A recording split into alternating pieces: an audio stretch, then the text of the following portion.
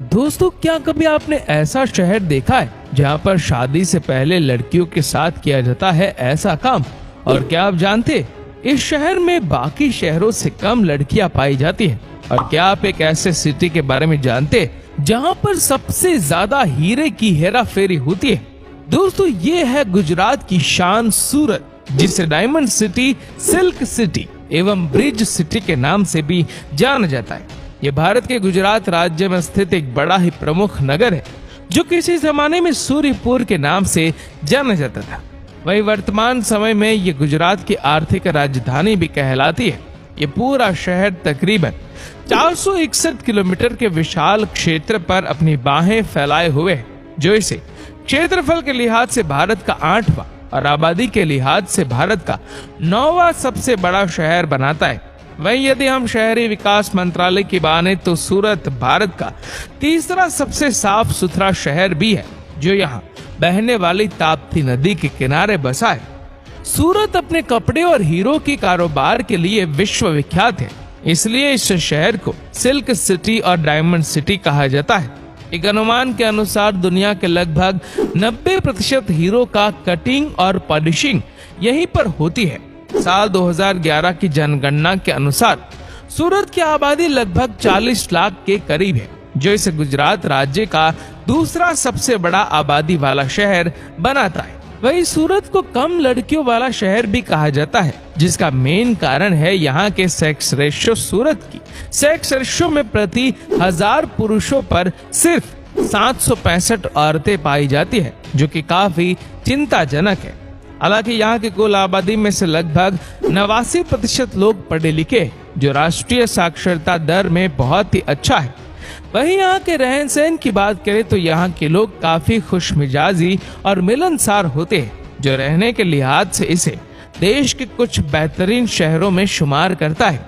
और आइए अब जरा यहाँ की इकोनॉमी और इंफ्रास्ट्रक्चर पर नजर डालें तो इकोनॉमी टाइम के कस्टडी के अनुसार सूरत हर साल 11.5% की ग्रोथ रेट से आगे बढ़ रहा है। ये 2035 तक जीडीपी के लिहाज से चाइनीज शहरों को कड़ी टक्कर दे सकता है।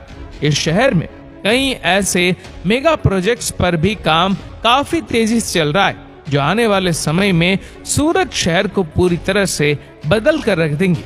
इसके अलावा यहाँ के बढ़ते टूरिज्म सेक्टर पर भी खासा ध्यान दिया जाता है, क्योंकि औद्योगिक शहर होने के चलते सूरत शहर की बड़ी आबादी प्रवासी है, जो देश के अन्य राज्यों से यहाँ रोजगार की तलाश में आते हैं, अथवा यहाँ प्रवासियों की संख्या का असर यहाँ के बोलचाल पर भी दिखता है। सूरत शहर में सबसे ज्यादा गुजराती, हिंदी, मराठी और उर्दू भाषा बोली जाती है। सूरत का इतिहास, जी हाँ, ऐसा कहा जाता है कि करीब 1516 ईस्वी सन में एक हिंदू ब्राह्मण गोपी ने इस शहर को बसाया था।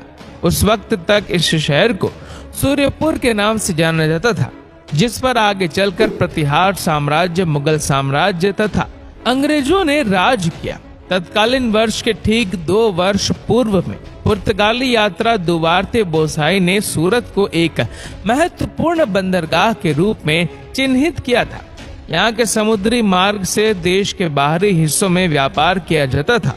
वही वर्तमान काल में आवागमन की दृष्टि से देखें तो ये शहर ट्रांसपोर्टेशन की चारों पहलुओं से जुड़ा हुआ है, जिसमें सड़क, हवाई रिपोर्ट और रेल कनेक्टिविटी शामिल है।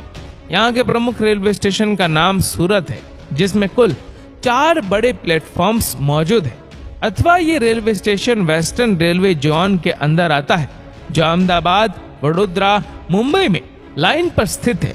यहाँ से रोजाना हजारों ट्रेनें गुजरती है। यहाँ का हजीरा पोर्ट सूरत को दुनिया के कई कोनों से जोड़ता है, जो एक मल्टी कार्गो पोर्ट है।